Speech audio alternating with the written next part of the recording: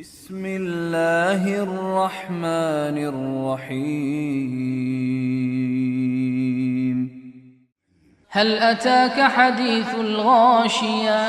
وجوه يومئذ خاشعة عاملة ناصبة تصلى نارا حامية تسقى من عين آنية ليس لهم طعام إلا من ضريع لا يسمن ولا يغني من جوع وجوه يومئذ ناعمة لسعيها راضية في جنة عالية لا تسمع فيها لاغية فيها عين جارية فيها سرر مرفوعة وأكواب موضوعة ونمارق مصفوفة وزرابي مبثوثة أفلا ينظرون إلى الإبل كيف خلقت